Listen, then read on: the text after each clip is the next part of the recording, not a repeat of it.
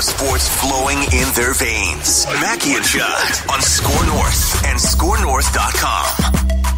You know what it's teaching us? It is humbling building rosters, isn't it? It's hard to kind of split the middle here when you do. I like it. I mean, it makes sense. You mentioned you got to send out some more money to try to even it out a little bit here, but you're targeting those small market rebuild type teams that would not be able to get a Ben Simmons in free agency. That's your target teams. It's like with us and Darren Williams with Utah 9-10 years ago. Like, we couldn't have gotten Darren Williams in free agency. We had to trade for him. Interesting comments there from Bobby Marks, ESPN NBA. Reckless speculation. Front office insider talking about the types of teams that would trade for Ben Simmons. I guess it would buy low on Ben Simmons. This is Mackie and Judd. Speaking of mid to small market, buying low, buy some Mackie and Judd stock right now. We've got almost 6,000 subscribers on the SKOR North YouTube channel, 21,000 subscribers across Purple Daily and SKOR North YouTube channel.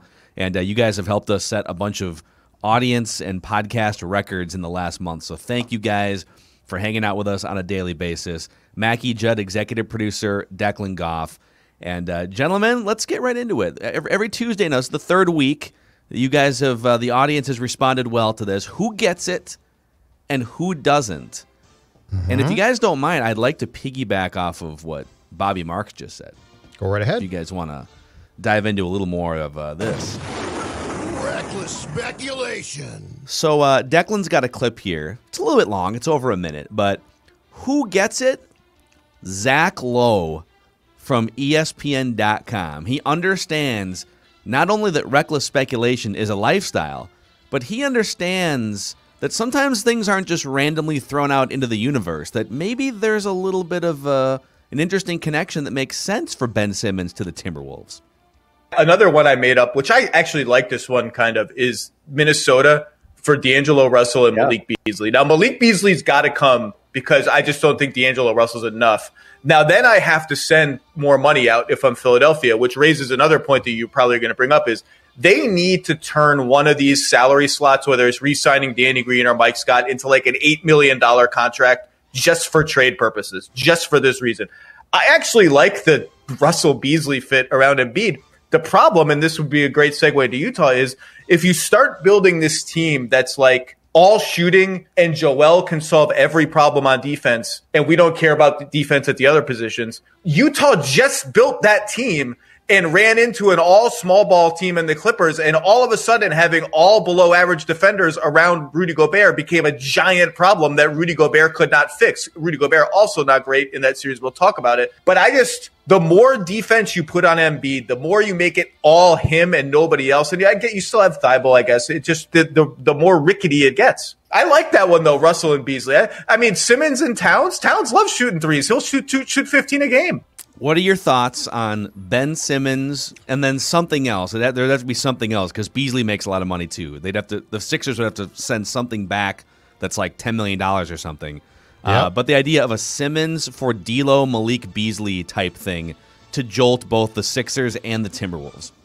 I'm intrigued by it. I guess I have some questions on the D'Lo front about if Cat would care or not, because, I mean, he was partially brought here because of Cat, so if Cat's going to care a lot, that might be a problem internally for Gerson to deal with. He liked Ryan, too, and like 5 minutes later, he's like, oh, Finch, great. I'm sorry, I am still haunted by the fact that we just watched, for as good as he can be, probably in games 1 through 82 of the regular season, when they play 82, I'm still haunted by what we saw in the playoffs, and Ben Simmons, for all his attributes, is a broken basketball player, and what's broke is his shot. And what do we moan and complain about in this town? Jared Culver can't shoot. You're shooting threes, and you can't shoot threes.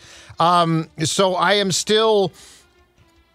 don't mind at all the players that we're talking about going to the Sixers, but I also right now, because of clearly recency bias, can't just get over the fact that Ben Simmons is going to be available because he melted down. Like, he doesn't just need if he just gets a change of scenery, it's going to be a new beginning. And the other thing that drives me crazy is, and we have seen this, guys, a ton of times, he's a July All-Star. Like, he'll go to the gym and he'll fix it, and it's all fixed. It's mental.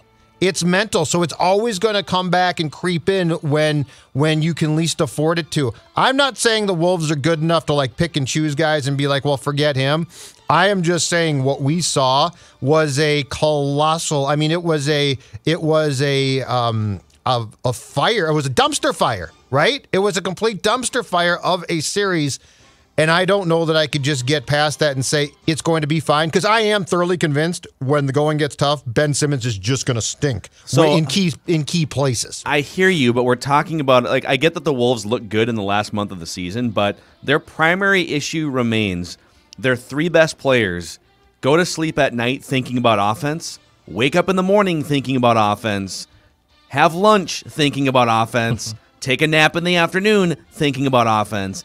And Ben Simmons, so I just think Ben Simmons would bring two things. And I'm not denying anything you just said there, like everything you said is true. He melted down in the playoffs. He had the free throw yips, but I think he would be a great complement to really like any of the three players, Cat, D'Lo, and Ant, in that those guys are offensive-minded, ball-centric players. They need to take each of them really needs to take like 15 to 20 shots per night.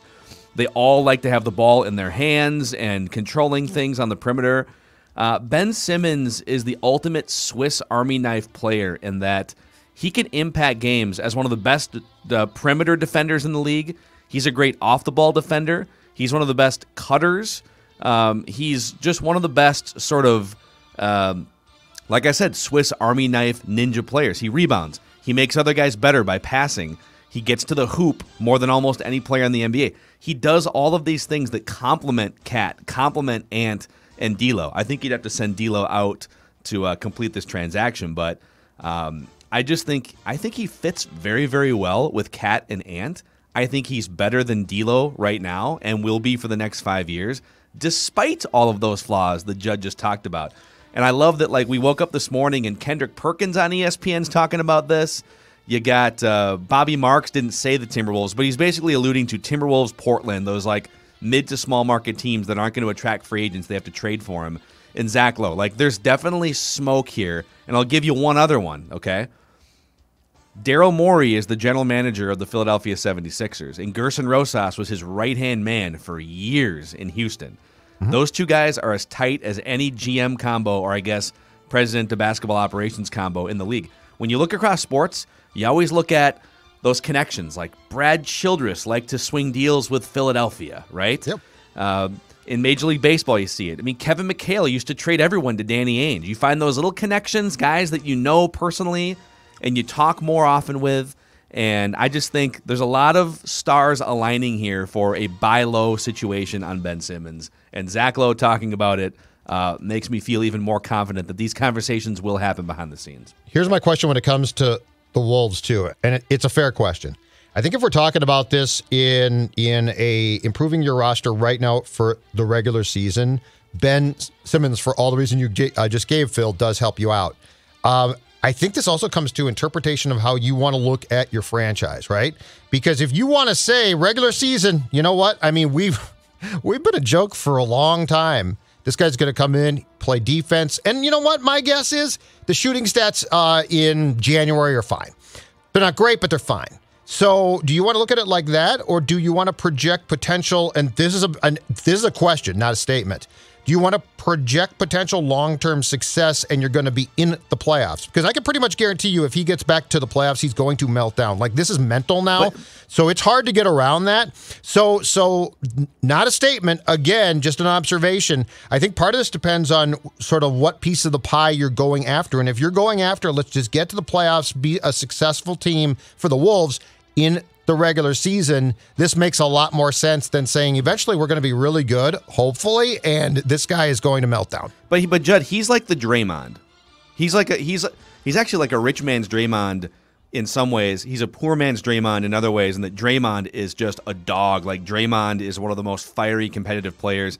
Right. People criticize Ben Simmons for maybe he doesn't display as much emotion or whatever, but when you get late in a game with the Warriors. And now when they had Kevin Durant, then Draymond was bumped even further down the who's going to take a shot pecking order. But, you know, and I am not comparing at all in any way the dynasty Golden State Warriors to the Timberwolves. But if Ben Simmons came over here to the Wolves, your late game pecking order of who takes shots is Ant and Cat first and foremost, and Ben would be there to get those guys looks and to do some of the dirty work in and around them and to play great defense and turn the ball over on the perimeter and start fast breaks. Like, that's his role. I think you're thinking of it in terms of, oh my God, if he's got the ball in his hands, like there's ways to sort of get around that. I mean, Shaq couldn't hit free throws in finals games either. Right, but he was Shaq so great leading up to. But Shaq and Draymond weren't mentally broken, and this guy is, and that's what concerns me. He's a mental mess,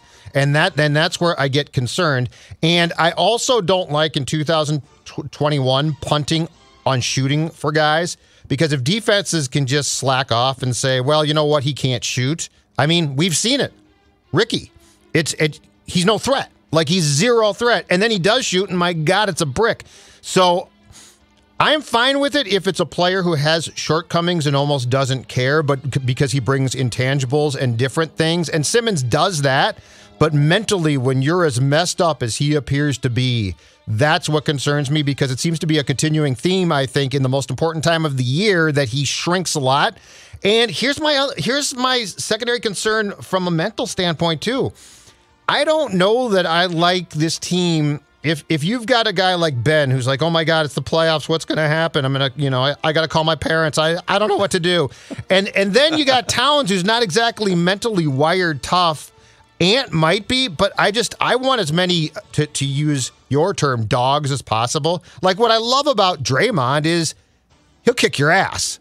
He'll kick your ass up and down the floor, and that's a fantastic thing. I want those guys, and I just think when you get to the playoffs in any sport, this is true of basketball, hockey, baseball, football, you need people who have that dog mentality, and the more you add collections of what are basically nice rotisserie/fantasy league players who put up stats but are just mentally weak, I don't know that that's the greatest formula for real success.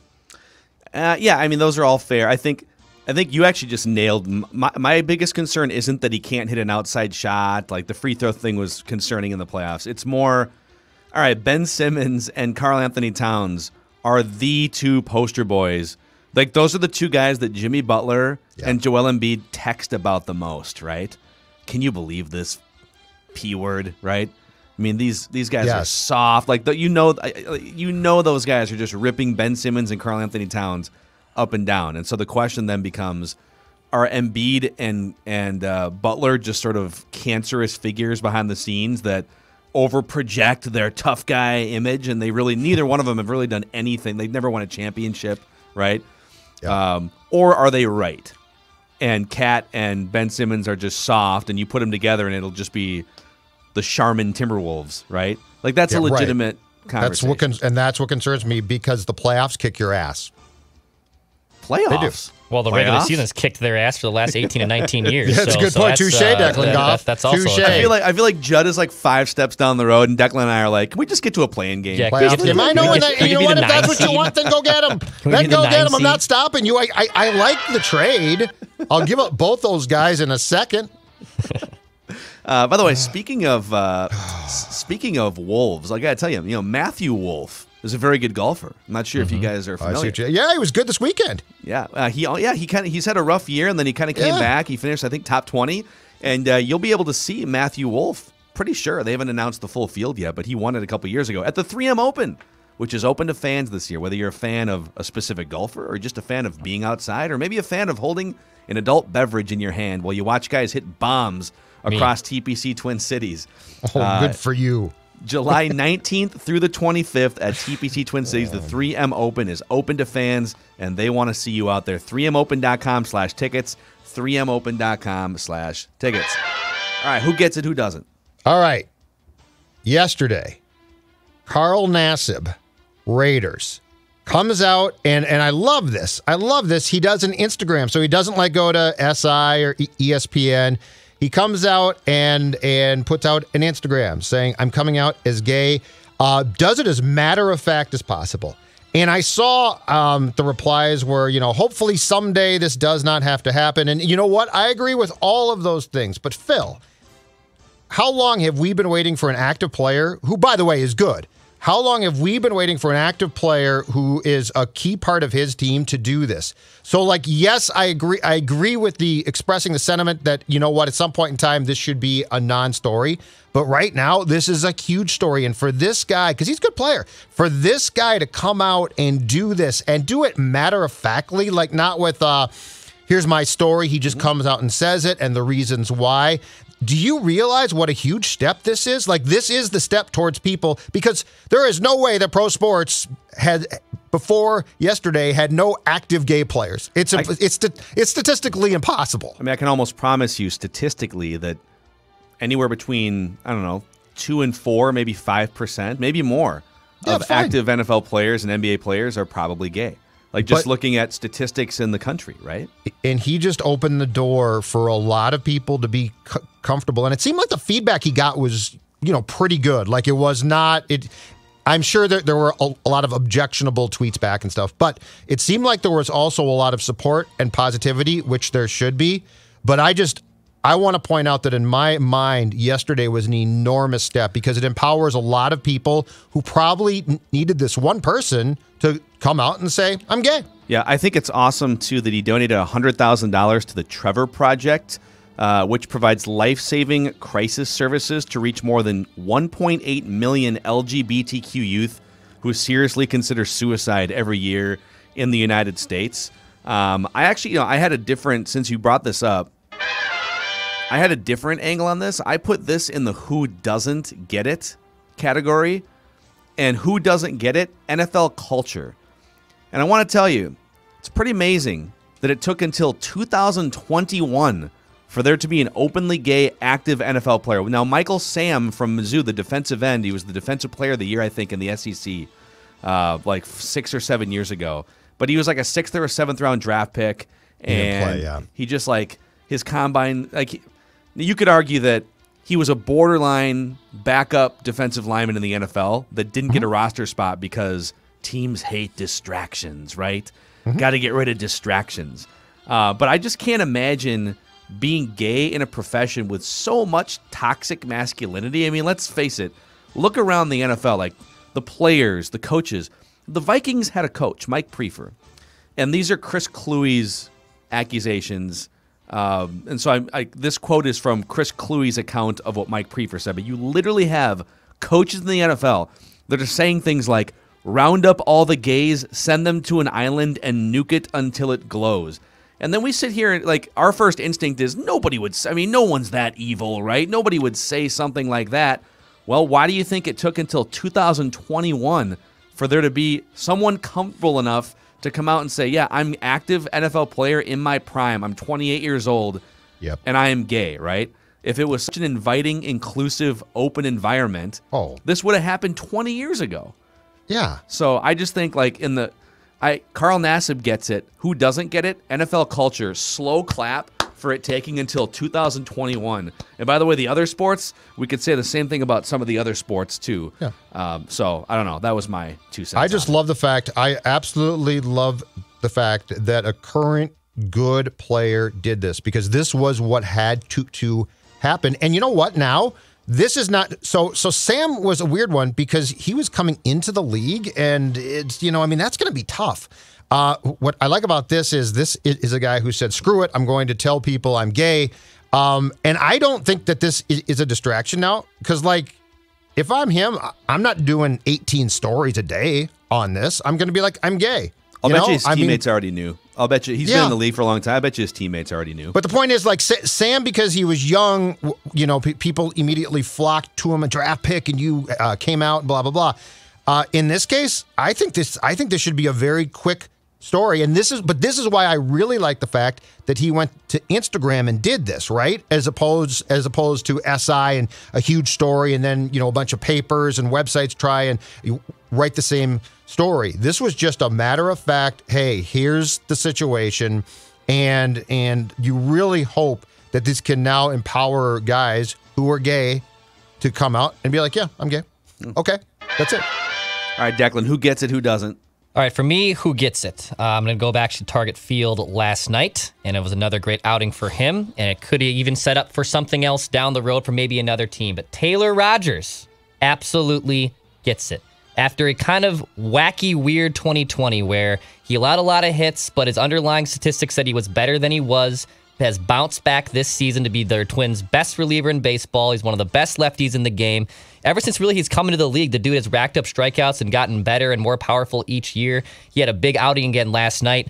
Even, I believe, David Schoenfield from ESPN said he could be the most valuable trade chip for the Twins at the MLB trade deadline this year, considering he's a very shutdown power lefty reliever. So in my opinion, Taylor Rogers absolutely gets it. He's been their fireman all season.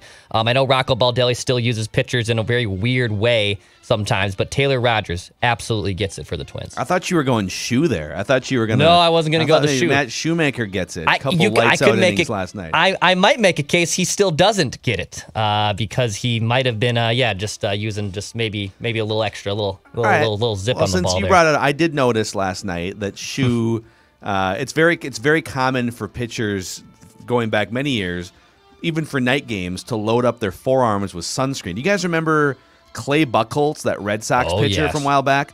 Yes. He had the kind of the long, he had the greasy hair that he would go to, and I think he was pitching at Tropicana Field, an indoor night game, and his forearms were just glistening with sunscreen, and it was so obvious that the umpire had to come out and be like, dude, what? There's a roof. You can't, and so I did notice Shu was strategically going to his forearm a few times last night, either for sweat or for something. But you know what? The umpires checked him after both innings and deemed that lights out, diving, split-fingered fastball you were throwing, just ridiculous stuff, was all on the up and up last night. So good for Shu.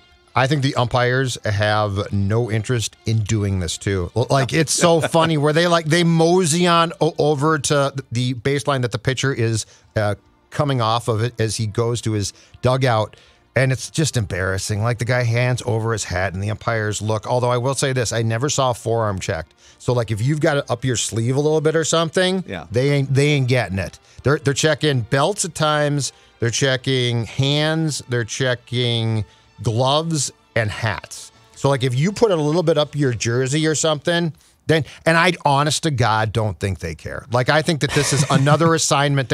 You've got to enforce this. They're we have been enforcing this for 75 years. The other thing to watch too, and I've just heard these stories throughout my life covering baseball as a writer and whatnot, but guys will sometimes put, because the uniforms are white, light colored, especially the home ones. And so guys will put, I don't know whether it's Vaseline or whatever, but there's different places on your body that you can just put a little goo of something that won't be visible to the eye unless someone comes up and touches it. So sometimes you'll see, there was a pitcher last night, I don't have to throw names out, but there was a pitcher last night that kept going back to the same spot on the back right pant leg of his uniform. And my first thought was, that's interesting. He's either wiping off sweat in the same spot every time, or Nobody was sweating last night. Maybe he's got a little something on the back of his. It was chilly last night. There was nobody sweating. So if you see glistening forearms, they might be working up a little bit of lather, but they're also probably still using some sunscreen and whatever. I mean, I also don't think that they are going to crack down on guys who suck for the most part. So there's if you're the shoe, what's your ERA? 7, dude. Just this ahead. is let's be very clear. This is an attempt to get Trevor Bauer. That's who Manfred wants to get. Yeah, that's the big fish, right? The shoe ain't the big fish. But that's the thing. But they don't. But baseball shouldn't. This is the ridiculous thing. Baseball shouldn't be looking to tar and feather its most marketable players publicly. This is something that they have allowed to happen and boil over, just like steroids back in the 90s, right? This is baseball's problem. And if they're going to put Garrett Cole and Trevor Bauer on a mantle and say, "Oh, we gotcha," it's no, you allowed this to happen for years. Fix it behind the scenes so you can still market these great players. They just cannibalize themselves with Manfred has been mocked by Bauer at every turn, rightfully so. It's hysterically funny, and he is a vindictive guy. He wants to get him. I guarantee he wants to get him. So if the shoe puts a bunch of glop on his head, no one's going to care. The shoe. All right. If the shoe fits. All right, I got John, another. Who gets it, who doesn't? Okay. This does not have to do with the Buxton thing last night, but the guy who does not get it when it comes to injuries is Rocco Baldelli. And let me give you 3. And I know that Royce went with the Doc Rock thing, which is hilariously funny and accurate. But let me give you 3 recent examples in the last month or so of just the overprotective. He is. Do you know Rocco is? You've heard of helicopter parents? He's a helicopter manager. 3 examples of late. All right. Like 3 weeks ago, Tyler Duffy does he like stretches out sort of weird. Like he's got a little bit of a something. I don't know. But it's nothing. Rocco and a trainer bolt out to the mound. Duffy starts laughing. He's like, why are you out here? They're like, you're hurt. Aren't you hurt? So there's that one. Then recently in the last couple of weeks, Barrios literally tried to wave them off because they couldn't wait. They saw something. Couldn't wait to get out there. Then on the game over the weekend in Texas that Kenta Maeda started, Kenta jumps up to field a ball and actually makes a really nice play. And he comes down a little bit weird, but I mean, nothing that you would think of. I didn't think twice about it. And before I know it, here comes Doc Rock, the interpreter, and the trainer. And I told Pat on Unchained, they should give Baldelli like a siren on top of his hat to put on. So when he's running out, it's like an ambulance coming out. Woo, woo. Rocco, these are professional athletes. Unless a man is obviously hurt or down on the ground, stay in the dugout, dude. What do you mean? He's in the dugout. He's trying to make sure his guys are feeling good, 100% healthy. Okay. He's literally running out of the dugout. Maeda started, just like Duffy, started laughing at him. Well, maybe the Twins need some insurance. I don't know. Maybe the Twins need a little risk management. That's what they need. Twins need a little risk management in their lives. From our friends at Federated Mutual Insurance Company. They've been helping business owners for over 100 years in the state of Minnesota. Based in Owatonna, they are one of us. And you can find out more about how Federated can help you during these summer months. It's a summer storm season. For probably the next 3 months or so in the state of Minnesota, and there can be electrical outages, things that can derail parts of your business. Full resources available, federatedinsurance.com. Remember, at Federated, it's our business to protect yours. Let's do one more. Who wants it? Who gets it, who doesn't?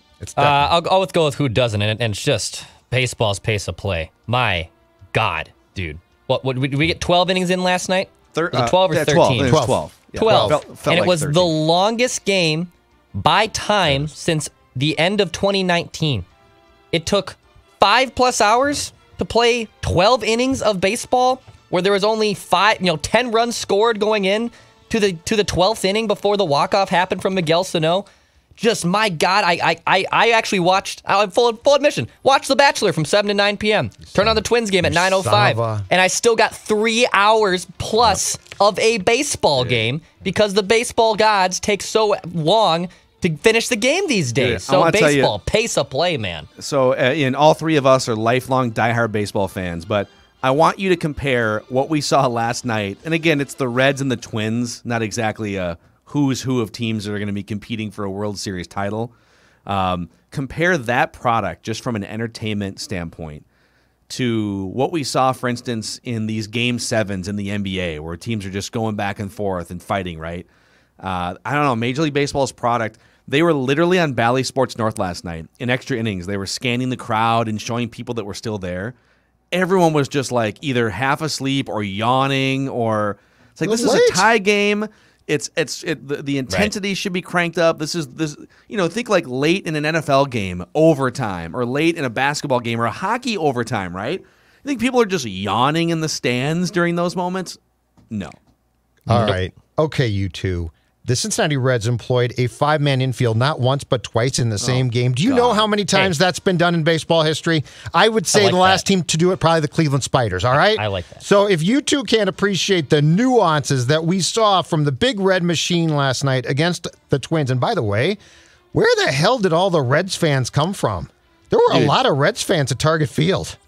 Here's the other ridiculous thing, okay? And I get that baseball, it's like, there's a different glove for every position, and I totally get that. Oh, you're not going to rip. So we're going to bring Nick Castellanos, and there's a deep drive to left by Nick Castellanos, and my career is over. And Nick Castellanos comes in twice because he used to play in. He used to be a third baseman, right? So when they need a 5-man infield, they call on Nick Castellanos, deep drive to left. And we got to stop the game. The manager's got to come out with his infield glove, give him the infield glove. the umpires have to check the glove, like check his hat for whatever reason. I don't know. Did they check for Castellanos? They did. The second time they did. And I don't know if it's what because the hell like, would he have? maybe he could be visiting the mound and a pitcher could get a little substance from Nick Castellanos' other glove. But like we literally, can you imagine in another sport? All right, so we're gonna have to we're gonna move this cornerback back to safety, or we're gonna take this running back and move him out of the backfield, and he's gonna play slot wide receiver for this next play. But he needs a different pair of gloves because when he takes a handoff, it's a different pair of gloves than if you were to catch a pass. So everyone, if we could just stop the game for a second, while the coach runs out with a new glove, it's like I enjoyed it. If you're gonna put an outfielder in the infield, that's the risk you take. He has to use the glove that he's currently wearing, which isn't that much different. Okay, like you're a fifth infielder for God's sakes. Just use your outfield glove and figure it out. I sort of enjoyed it. We've been out here for 5 hours. Sorry, the manager's got another glove for Nick Castellanos. You know what? Good nuance of the game. Nuance of the game. Okay, so I figured it out last night as we crossed the 5-hour threshold, though. I've got it. So instead of this whole thing where let's not put the man on second until the 12th, because there are people who actually want that, which I don't like. I like the man on second. I'm fine with it, okay? I'd start in the 5th inning at this rate. Okay. I've got another one to expedite the end of games. Once you get to the 12th, sudden death. Whoever scores first wins. Well, that's a huge disadvantage. That's a humongous disadvantage, yeah. I know, but I don't care. You literally can't do that. I don't care. That's absurd. Sudden death. Sudden death. One team literally can't score. Like, only one team has But a it's chance the to old score. National Football League rule. If I win the coin toss and I drive down and I kick a field goal, well, right now, if I win the coin toss and I go down the field and score a touchdown, game over. You don't get the ball. Yeah, but at least Huge I could get a disadvantage. pick 6 and score myself on defense in the NFL. Well, you could also get 3 outs before the run scores. You could also get 3 outs before the run scores. Let me propose a middle ground solution. I think Alex Cora with the Red Sox came up with this. I saw somebody tweet this last night. So he's saying runner on second to start the 10th, then runners on first and second to start the 11th, and then the bases loaded to start the 12th. Okay, that's cool too. Let's get on with it. Because a sack fly scores them. Have you guys heard of this banana ball in the collegiate summer leagues in Savannah? No. The Savannah Bananas. Yeah, the Savannah Bananas. Here are some of the rules. One of the great minor league hats, by the way. Oh, and a great name. Yeah, You have it? exactly. The rules for the banana ball. They're quirky. Ready for this? Yeah. If you step out of the batter's box, it's a strike. If you attempt to bunt, it's an ejection. Mound visits are prohibited. Games are 2 hours. Games are just 2 we're hours. on soccer. Yep. Okay, so we're putting a clock on it. If a fan catches a foul ball, it's an out. It counts. Hitters can steal first base on a wild pitch at any point in an at-bat. Yeah, I think somebody had that a few years ago, right? Each inning exists as its own entity, a match play style format where scores reset for the top half of each frame, preventing huge blowouts and creating the possibility of 9 walk-offs. The first team to take 5 innings wins the game. And this one is my favorite. Wow. The walks. Walks are an event. After the 4th ball, a batter begins sprinting around the bases, and the defense can't do anything until all 9 of its players touch the baseball, producing a mad scramble that usually results in either a double or a rundown. What? I just want to see this. I want to see it too. How can we see this? I want to see it too. I love this. But here, so obviously those are just ridiculous, and I love that they're doing it. Baseball needs to think of things not quite that radical, but they need to think of some radical things. Because what we've been watching, like these 4 and 5 hour games, it's like you wonder why. Dude, last night I was live tweeting during the game, and like at one point I tweeted something about Rocco. I think what happened was Rocco pinch hit Josh Donaldson for Nick Gordon with first base open. They just intentionally walk Donaldson to get to Larnach. So he basically wanted to go. He wanted Nick Gordon to not have the at bat because he swings at breaking balls in the dirt, and he wanted either Donaldson or Larnach to hit. And I said, that's kind of a genius move. We got like 4 likes or something. And my next tweet was, am I the only person watching this game right now? like nobody's watching these games. Literally, like there's like 12 people watching these games right now. Maybe the Bally Sports North ratings would show differently. But like, how do you get people? How do you promote a 5-hour baseball game? Well, you don't. You just can't. You can't go 5 hours. So, like you can for my purposes, but you can't do that. There is no 25-year-old male or female worth their salt who is going to sit there and watch that entire game. No. They're just not. You're Sorry. saying you enjoyed the 5 hours of baseball? I actually enjoyed last night's game. It had a lot of weird stuff. It wasn't really well played, but it was fun to watch. And look, there's a lot of weird baseball things I enjoy, but I'm 51. Like, I'm not the norm. So it's not like, oh, I think the game is thriving. It's not thriving. But I'm sorry, when you have not once but twice 5-man infields, that's near and dear to my heart right there. Dude, stop. Just stop right now. Let the pitchers hit too, Phil. Let the pitchers hit. Well, all right. Let's get into this Buxton, the newest injury. Our Talkin' Twins discussions presented by our friends at Dennis Kirk. Dennis Kirk is here for riding season. They've got you covered with 160,000 parts and accessories in stock. Whatever you ride, Harley, metric cruiser, sport bike, you'll find what you need at DennisKirk.com. And here's the cool thing. If you order by 8 p.m., they're so great and fast with shipping. They'll ship the same day, and shipping is free for orders over $89. So get into DennisKirk.com and all of the accessories and parts that you may need, clothing and helmets as well. When the open road calls, head to DennisKirk.com. They ship today. So he took a pitch off the wrist, and, of course, everyone's holding their breath. He's an attractor for 95-mile-an-hour pitches and walls and concussions. But he goes out and plays the outfield the next inning. Like, all right, so can't be that bad. He went out there. And the final out of the 5th inning, he's coming in. It's a sort of a sinking looper, and he's running forward to his left, and he catches the fly ball. I think it was kind of one of those Andrew Jones catches, like up by his chest, right? So his wrist was kind of tweaked when he caught it. It was a nice play, yep. And the cameras cut away. You know, they show the score and cut away, but as they're cutting away, you saw him wince. And I remember texting you guys, oh, man. He winced as they were going to commercial break there. And sure enough, he comes out of the game. And it's called a boxer's fracture. And according to the internet, now Rocco was like, could be weeks, could be months, could be sooner, could be later. Could be a year. Could be forever. Could be back tomorrow. We don't really know. Might be a week. According to the internet, it's like a 3 to 6 week healing process for this thing, and then baseball activities, and then a rehab stint. So We're definitely looking at, best case scenario here is like a month and a half, probably more like 2 months by the time Byron Buxton comes back. So add it to the list. Yeah.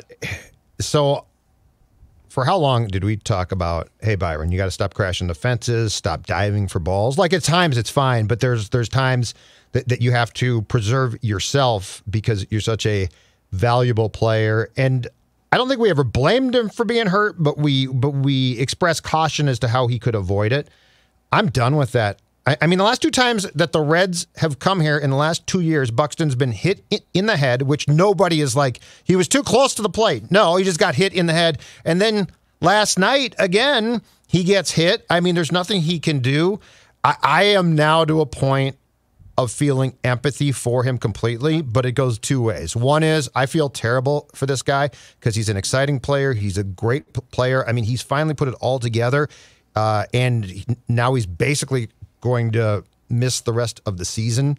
But I also feel bad for us. I feel bad for fans because this is an unbelievable talent who we are just continually robbed of seeing. And every time, look at what this guy can do. And he came back this time so his first game back was Saturday, Texas. And you could tell the hip bugged him still. Like, you could tell it hurt. Like, he was still fast as hell, yes, but there were times where there was a definite hitch there. But, man, he was not going to come out now. Once he talked his way in on Saturday, that guy was going to stay in it no matter what, which is why I'm sure he was in a ton of pain after being hit on the wrist by the pitch that he stayed in. Because Rocco and the trainer, I think, wanted to take him out, and he was just like, I'm not going to come out until he caught the ball that you talked about, Phil. So I'm at the point now of complete empathy because I don't know what else can be done here. I have no suggestions. Like, there's no cure. The only thing that I find frustrating now, and I'm sure it's a small contingent, but because they're on Twitter, they come off as loud, as are the people now who are like, look at how fragile he is. He can't. Folks, this is not his fault. Like, he wants to play. He is not a guy who is sitting out because he can. He manages to get really hurt. I don't know how, but this isn't just a okay talent. Like Miguel Sano's failures until last night, of course. I called that, by the way. You did, and that is too bad because he can hit home runs, and when he's going well, he's a fun player. But if Miguel Sano quits playing today, I just say that's too bad, and that's it. Byron Buxton has a tool set that very few people on this planet who elect to play baseball have, and the fact he can't demonstrate it, and the fact that I don't blame him one bit, absolutely stinks. I'm looking. I mean, I don't even know how this is possible. Like, I'm looking at a list of his injury history going into this season. So this season, what's the list this season? It's hip. I guess it's hip, wrist. But he missed time. Sick. He got sick early in the season and missed a couple games because he got like the flu. But didn't he also I think he also missed a week with something other than the flu too. There was some other ailment. He might have. That sounds familiar. Yeah, I think you're right. Last year, concussion symptoms, left shoulder injury, and a sprained left foot, 21 games missed. 2019, wrist contusion, concussion, left shoulder dislocation, labrum surgery, 75 games missed. 2018, migraines, fractured toe, and a strained wrist, 134 games missed. 2017, groin strain, migraines, 22 games missed. He also had a couple other issues before 2017. And it's like, I don't even know what you do. I mean, he's a free agent after next year. When he's on the field, the last few years, this is nuts, okay? Going back to 2019, the Twins in 2000, you guys can do some math on this maybe, but in games in which he plays in, okay? The Twins in 2019 were 62-25. Last year they were 26-13. This year they're just a little under 500 when he plays. They're 12-14. And so when you add all that up, 26, Karen, that's 88. They're 100. This is nuts. 38, 152. They are 152 as a team when he plays in a game going back to the beginning of 2019. I mean, he is, when I say he's the best player in baseball, it's like 10% tongue-in-cheek, but 90% he takes away outs that nobody else takes away in center field. He gains extra bases on the base. He turns loopers into the outfield into doubles on a regular basis, and now he's hitting for power too, and he's getting on base at a higher clip. He is and Mike Trout is a Hall of Famer, and Shohei Ohtani, because he's a great pitcher too, is probably the most impactful player, and he plays all the time too. But Byron Buxton, name me a player that has more of an impact up and down. 152 since the beginning of 2019. And that's why it's so hard to just write him off. A lot of people are just well, just trade him for anything. I mean, dude, when he's I'll take him for 80 games if the Twins are gonna win 2 out of every 3 games that he plays in. It's worth having him for 80 games. So I'm not just gonna give him away for nothing. But what do you do? But it's so frustrating as a fan of baseball because he's the exact type of player baseball needs. This is the type of guy that you'll watch for all the plotting, power hitting guys or, nice players but not great players. Yeah. This is like a basketball player playing baseball. This is the skill set that you want to see, and he does everything now. He is finally here's the maddening thing. If he hadn't put it all together, I'd be like, this is really too bad. And that was my stance previously, right? Because he definitely has been for years now a difference maker in center field. There are things he did well on the base paths. He caused problems. But at the plate, it was still sort of a struggle. It's not now. This guy can do everything now. And this is, if baseball didn't have its head up its rear end, this is the type of player that you would market if he could play. This is the exact type of, come watch Byron Buxton. Byron Buxton is the type of player who kids would watch and be like, oh, holy cow, baseball's fun to watch now because this guy's phenomenal. And he can't stay healthy. And to be clear, I don't blame him. It's just a phenomenal run of, I don't know what it is, finding ways to get hurt. And the thing is, he legitimately gets hurt. And I give him a ton of credit. This guy came back this time, and I'm telling you, played with a bad hip, still ran his ass off and didn't look right. Like, there were a lot of times at the end he would sort of slow up, and you could tell he'd hop or something. So, like, you could tell he basically said, screw it, I'm playing. And he gets hit by another bleeping pitch. Yeah. It's just absolutely one of the saddest things in sports to watch, because the payoff here should be so high, and we just can't get it. It stinks. And I put out last night, and it wasn't the same because this guy wasn't as, like, minor league pedigree, wasn't the same number one prospect. But it reminds me of, like, when Grady Sizemore came up with Cleveland and was just unbelievable. Like, seriously, so good from his age 22 to 25 seasons. It's a great And then he had a back injury, I think, that really just derailed things. It was like multiple back injuries. He actually made a nice valiant comeback like 4 or 5 years later and was able to, like, you know, quote unquote resurrect his career. But from like 2005 to 2008, Grady Sizemore was probably the best center fielder 5-tool in baseball. And then he hit a cliff at 26 and was never, ever the same player ever again. He was just battled these injuries, never got back to that promise. And it reminds me of Buxton, a guy who, wasn't as dominant as Grady was when he first came in the league, but when he was healthy and on the field, he contributed to an insane, a very, very good Cleveland Indians team for a long time, and you're robbed of that talent. And it's been tough to see, man. It really stinks. 152 when that dude plays. Yeah. Think about that. Yep. That's nuts. And it was a hamstring that cost him 4 games as well this year. Yes. So it was There we go. illness, There we go. hamstring, hip, and now hand. Man. Well, Anyway, Mrs. Lincoln. Sad. Sad. yeah. Well, all right. Well, every Tuesday, Declan goes back into the archives of Minnesota sports team history and attempts to pull one over on old Mackie and Judd here. We call this Random Season Recall, presented by our friends at PXG Minneapolis.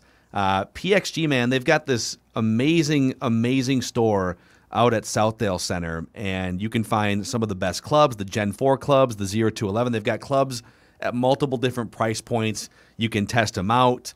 And you can check out all the new spring and summer apparel as well. PXG has just sort of turned itself into a really fun golf brand, if you will. So if you like fun and you like golf and you think you want to hang out inside of a golfer's paradise, PXG Minneapolis and Southdale Center, and find out more at pxg.com/Minneapolis. All right, what do you got for Random Season Recall today, Declan? I think Judd can help. This might be a Macadac special here. Nice. 2002, 2003 Minnesota Timberwolves. Oh, yeah, put all the pressure on Phil. I like it. Yep. Get it. Yep. So we're going to go 02, 03 Minnesota Timberwolves on this edition of Random Season Recall. So this is the year before. This was like the last year before they finally said, all right, let's get some actual good players around Kevin Garnett. This is before Sprewell and Cassell arrived on the scene, so it's still pretty obscure. It is. Let's start with this question. How many wins did the 2002-2003 Timberwolves finish with? So this Old was Macadac nail it. I remember this was a year where they played the Lakers in the playoffs. I'm trying to remember what the seeding was. I think they had the best record the next year. I think they were like, I think this was a 50-win team. They had a few 50-win teams with KG and just a bunch of random dudes. But I'm having trouble. I know they won like 58 games the next year because they finished with the best record in the Western Conference. But I'm going to say they won, I think it was 51. I'm going to say they won 51 games. 51 games, the guess? Yes. Ding, 51 games. 51 and 31. Dude. Oh, my God. Oh, my God. Wow, dude. Oh, my God. All right. Come on. That's insane. Old Macadac. Try to throw a fastball by old Macadac. No. You mentioned it was the Lakers in the playoffs. Do you remember how long that series went and what seed the Timberwolves were? It went 6 games. I can give you that. Troy Hudson actually had a couple huge games. Like, Troy Hudson was on fire in the playoffs. What seed? 50. Well, the West was ridiculous. Like, this was, I think this was the Steve Nash Mavericks teams. You had Spurs were still around. The Spurs, the Lakers, the Spurs, Lakers, Mavs. I don't think the Suns were quite. I'm trying to think of who all the Portland was always pretty good. for some reason, I feel like Shaq was hurt. I'm trying to think of like why would the Wolves and Lakers have played each other? A 51-win Wolves team playing a Lakers team, but the West was so loaded. I'm going to say the Wolves were a 5 or a 6 seed in this. For some reason, I think the West was so stacked.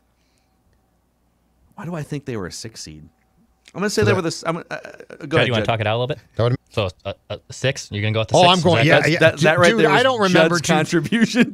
I don't remember the 2002-03 Wolves. You give me the 82-83 North Stars. I can help you. Hockey's next week. Hockey is next week. 03 Wolves. I can't help you at all. Okay. All right. It's either a 5 or a 6. I think. I'll say 6. 6 seed. Yeah. They're actually a 4. They had home court for this. They were a 4 versus 5. They dropped. Oh, wow. They dropped game 1, then won game 2 at Target Center and game 3 at Staples Center. Went up 2-1 after 3 games, and then lost the next 3. Whoa! Yeah. And then Kobe decided that's enough of this. Yeah. And the Wolves never really had anyone in because they played the Lakers back-to-back years. They went to the Western Conference Finals the next year. And it's like they didn't have anyone to guard. I mean, no one could guard Shaq, basically. Like Tim Duncan took a couple shots, but so in fairness, no one could guard Shaq. But the Wolves were running out. They just had like 5 centers that they would just run out. They knew that they had 20 fouls to give, basically. So they'd run Irvin Johnson. They ran out Olowokandi. They ran out Madsen, right? They were just running dudes out, basically. Olowokandi. You did mention T-Hud going off in the playoffs. How many points did Troy Hudson average in that 6-game playoff series? Jeez, dude. These are super specific questions. Yeah, he's putting you on the spot. He's putting you on the I spot. was on the Twins game last night in that extra innings, and I was just. I'm bailing big time here. Well, like, I mean, so if I guess you, 26, but it's 29, I'm wrong. I mean, I don't know. I'll give you. I give him within a parameter here, Dex. I'll give him within 3. I'll give within 3 because I think 5 is a little much. I feel like he dropped like 35 or 40 points in one of the games. I'm gonna say he averaged 24 points per game in that series. 23 and a half. 23 and a half. Oh, so that's pretty damn good. Pretty damn good. That's very close. 23 and a half points for T-Hud. Yeah. T-Hud went off. I mean, that's spot on. You round up to 24. Declan's really putting the screws to Phil right now. This is interesting to watch. I sense there's something else at work here, and I don't know what it is. I mean, why can't you ask me just like who are the 9 players that played the most on the team? Why are you asking for a specific point? Ordinarily, I'm testing you. This is your wheelhouse. What was the attendance at Game 1 at Target Center? Where did Target Center finish in attendance rankings in the 2003 with no margin NBA for error, season? no wiggle room? What was the attendance for Game 1? But then foreshadowing for next week, I'll do the 86 North Stars for Judd, and he'll just be able to rattle off all these facts too. Okay, so that might not be a good team right there. That might be something that happens. How about this? 4 Timberwolves players averaged at least double-figure points that season for the Timberwolves in the regular season. Who were they? Okay, well, KG. Troy Hudson. Wally Zerbiak had to have. Is that a guess? No, well, it's a final answer. Yeah, Wally Zerbiak. That's 3. So I need one more. Just double digits, huh? Double digits. Oh, my God. That team was so obscure. So it was Wally, KG, Troy Hudson. Who was their other point guard? This is before Cassell. Yeah. It was after Terrell Brandon, I think. I feel like Troy Hudson was like their 6th man, and then he was starting. This before Marco Jaric. That was way after all this stuff. Ugh. They wouldn't have had another big man. Who was a wing player? Oh my God, dude! I gotta cut the Who Wants to Be a Millionaire background music just for a little bed for this. I wish I could talk this. Can you phone a friend? Want to phone a friend? Here. Yeah. Can we phone? Can you phone a Wolves? A Wolves John friend? Krasinski, who would have covered the 02-03? No, Jerry Zagota probably, or Jerry Steve Zagota, Ashburn, or Ash. Yeah, Ash would know for sure. So I'm trying to think of who the big men were. I mean, there was a Rasho Nesterovic era in there. There was at one point I think Olowokandi was the next year. I don't know if he would have averaged 10 points.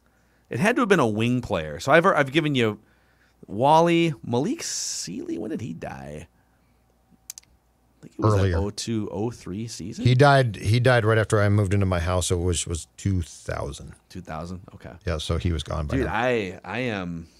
I'm struggling here. I'm just going to throw out a random. I don't know if I can even name anybody else. I'll say, God. I honest to God have no idea. I don't have any idea. Okay. I give up. Wow. Rasho. Rasho averaged 11 points per game. I was maybe going to guess him. I should have just guessed him to guess a player for the theater of it. All right. Obscure is correct about this team, by the way. It is. It is very obscure. Just some random, also like facts about this team that I find absolutely hilarious. So they attempted the most 2-point field goal attempts in the NBA that season. They were first. They were 27th in 3-point attempts. Yeah. But because of Anthony Peeler, they were 6th in conversion rate. Yeah, so they barely took any threes, but when they took them, they absolutely nailed them. Mm-hmm. So it was super hilarious. Just a really random, ridiculous Flip Saunders, team. man. Flip Saunders running all those, like all of the action that Flip Saunders ran was to get open 18 to 20 footers. And it, you know, and the Kings were like that too. I mean, the Wolves and the Kings were kind of clones where they had the multifaceted, 20-foot jump shot big man, Chris Webber. They had point guards who could shoot from 10 to 15 feet coming off screen and roll. By the way, Byron Buxton officially placed on the injured list, so not that was shocking, fun. But that's cool. It's official. So, all right, random season recall. That's right random there. season recall. All right, not terrible. No, good. But I felt like it was specifically very difficult this week, and like I can't really participate because I don't remember that team at all. You don't remember how many North points Stars per game Troy Hudson had in the first round? Yeah, come on, man. 2002-03 was I in Green Bay by this winter covering the Packers too? I don't even remember. Probably one it's of all those a blur. Garbage I was seasons. probably at the bar. Yeah. Well, you could say that about pretty much any situation that you're in. That you were probably at the bar. 2002-03, I was probably at the bar way more than I am now. Yeah. You know, post-pandemic, I keep it home. Good for you. I stay at home a lot. Yep. Antisocial. Right. I don't really talk to people anymore. Good stuff today, boys. Good stuff. Tomorrow, some write that down predictions and an accountability session. And don't forget to download the SKOR North app if you want the central hub for everything we do here and Judd's written work as well. We'll see you guys tomorrow.